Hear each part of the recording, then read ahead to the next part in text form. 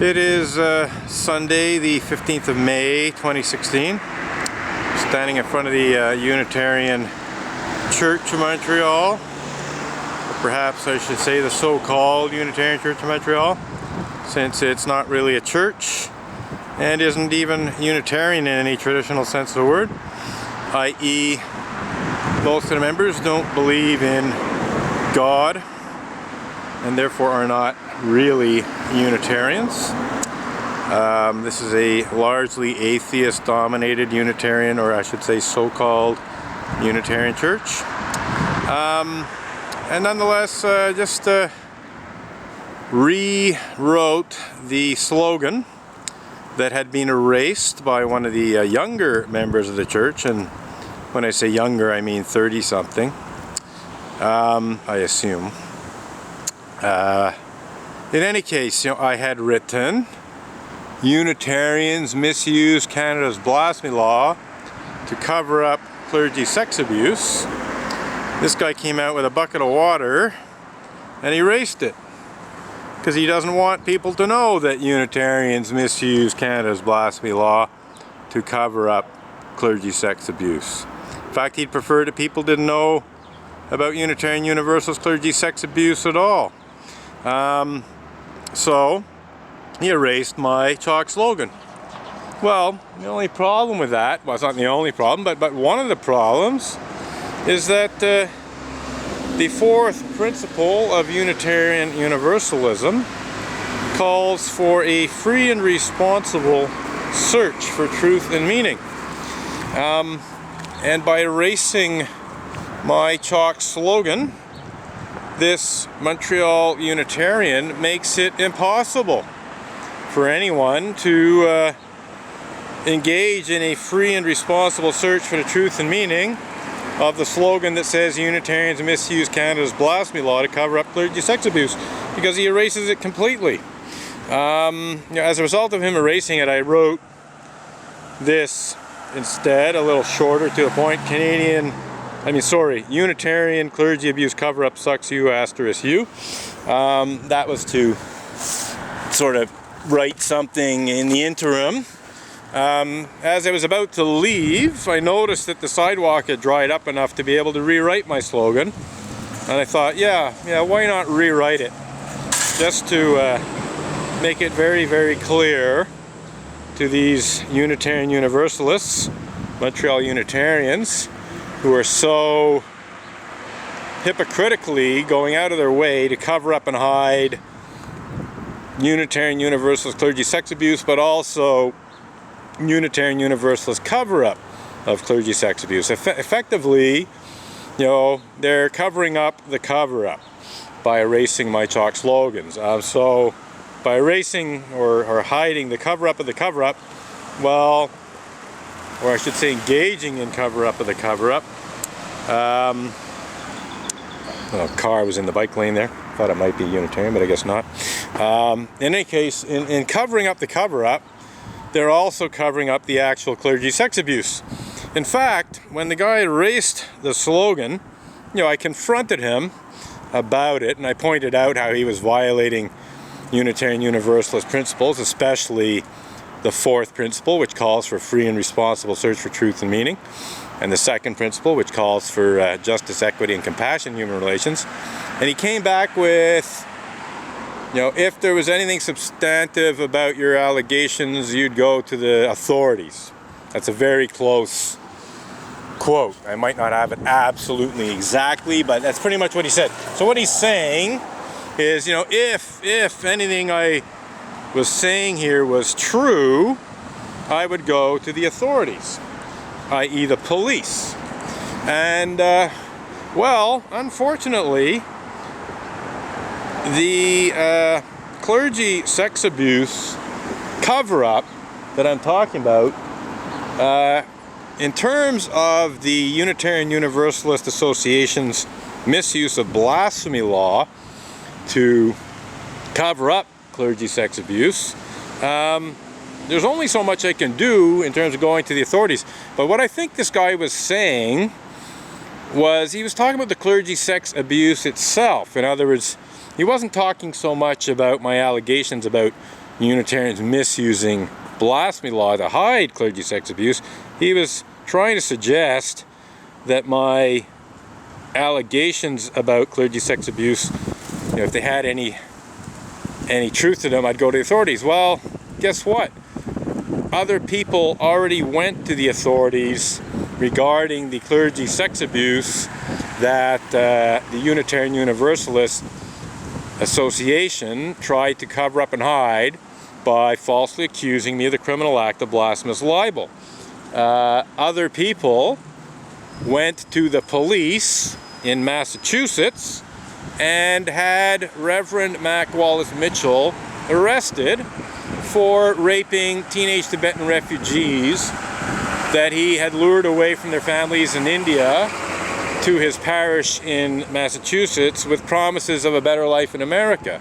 Likewise, people went to the police and had Richard Buell, a parishioner of Reverend Victoria Weinstein from First Parish, Norwell. He was charged, tried, and convicted of the rape of preteen girls. He was the only Unitarian Universalist who I described as a pedophile rapist in my blog post because he raped children who were no older than 12 years old at the times that the rapes took place, and might have been as young as 6 years old according to the information that was available to me in terms of newspaper reports and so on. So those two Unitarian Universalists,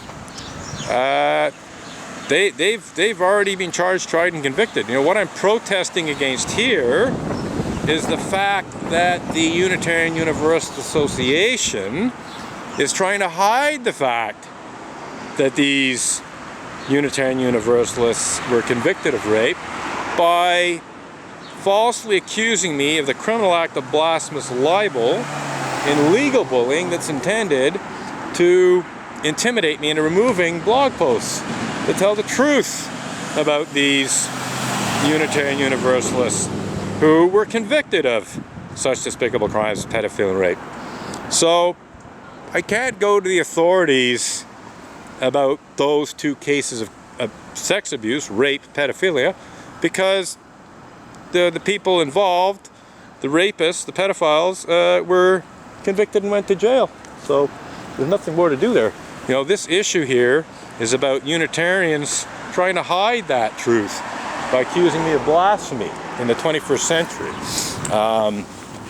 So that being said, I could go to the authorities about that as well. I could go to the authorities about Unitarian Universalists misusing blasphemy law to hide pedophilia and rape, and I am in fact doing that to some extent.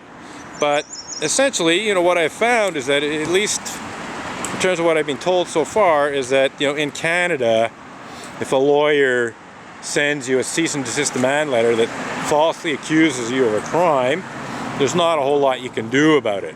There's no law that I'm aware of that prohibits a lawyer from writing a cease and desist demand letter that falsely accuses someone of a crime.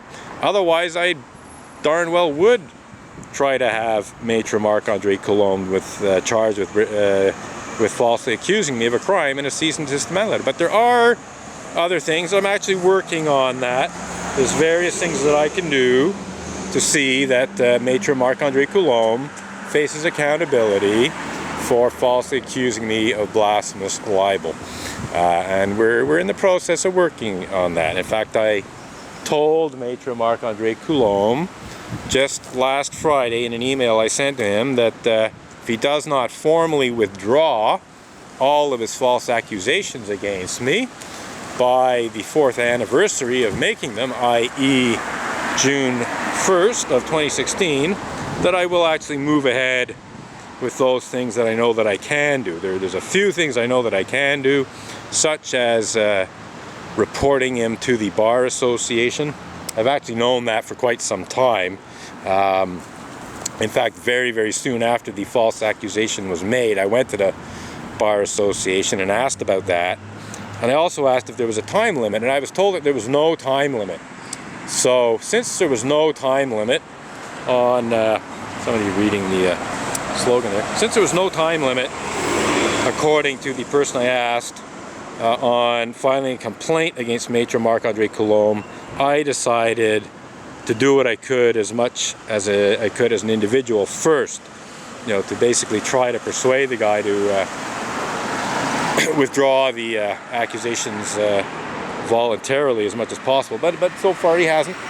So yeah, basically if June 1st comes and goes, and Stikeman Elliott, barristers and solicitors litigation lawyer, Maitre Marc-Andre Coulombe, has not formally withdrawn his false blasphemous libel accusation against me and his other false accusations against me.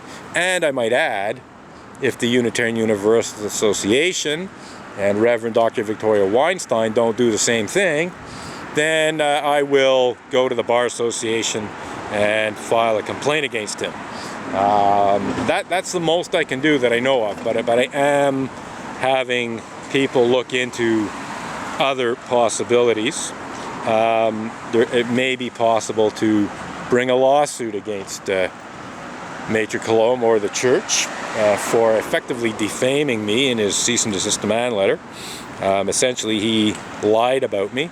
In the United States, this has happened on some occasions, but to my knowledge, it just hasn't happened and may not be possible in Canada to bring a lawsuit against a lawyer for bringing false accusations against you in a cease and desist demand letter. But just because it hasn't actually happened yet doesn't mean I can't press for that. Doesn't mean I can't lobby for that. Doesn't mean I can't write to Canada's Justice Minister and say, hey, you know what, I think there should be a law that prohibits lawyers from lying about people in cease and desist demand letters. We have laws against perjury, we have laws against bringing false accusations of crimes to the police, so maybe there should be a law against lawyers lying in cease and desist demand letters, perhaps especially in terms of lawyers bringing false criminal accusations against people in cease and desist demand letters and so on. I think there should be a law. I think maybe that would dissuade lawyers like Maitre Marc-Andre Coulombe from falsely accusing people of crimes, in cease and desist demand letters if there was some serious consequences. Right now, there's yes, the Bar Association, in theory, could disbar him. That's a possibility. And maybe I should have actually gone for that earlier. But I have to admit, I've been having so much fun dealing with this on my own that I decided to really hold that out as a last resort. But basically, I've had plenty of fun dealing with Maitre Coulombe one-on-one, sending him emails saying, hey, it's about time you withdrew this bullshit, and so on. But I think now, if he does not withdraw the accusations by the 4th anniversary of having made them, then I think, yeah, that's 4 years of standing beside lies and bullshit and false criminal charges, false criminal accusations and so on. I think that's more than time enough to bring the guy into the Bar Association and see what they have to say about it. And there's other things I could do. I could actually, let's say the Bar Association refuses to do anything. Maybe the person who said there was no time limit was mistaken or just plain lied, and I've maybe missed the time limit for bringing a complaint against Maitre Coulombe. Well, I can still do other stuff. I can still protest outside the Bar Association against what happened and against the fact that I was given false information by someone from the Bar Association and so on.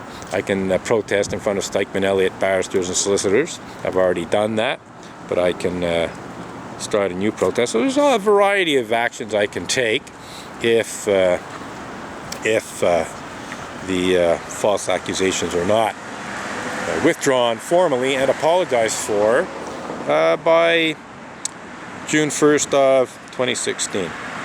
So there's something going on at the church today. I'm not quite sure what, but I've seen representatives of other religious communities go in or come out. I saw a member of the Naqshbandi Sufi community go in. I saw a nun in white habit come out. So there seems to be some kind of interreligious thing going on at the Unitarian Church of Montreal today. And I'm not quite up on what it is because I didn't look at the newsletter for May yet to see what's what.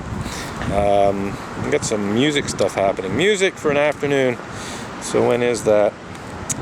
Beginning at 1:30 p.m. Blah blah blah. Does it have a date? Oh, third Wednesday of the month. Okay, right. Free will offering. So yeah. So on the third Wednesday of the month, there's some kind of a concert. Anyhow, like I said, I was pretty well ready to go and quit, but I wanted to rewrite the chalk slogan, and that is accomplished. It looks very nice. Looks even more legible in the light blue than it did in the original purple. I had to go to the blue chalk because I ran out of purple chalk. And anyhow, I think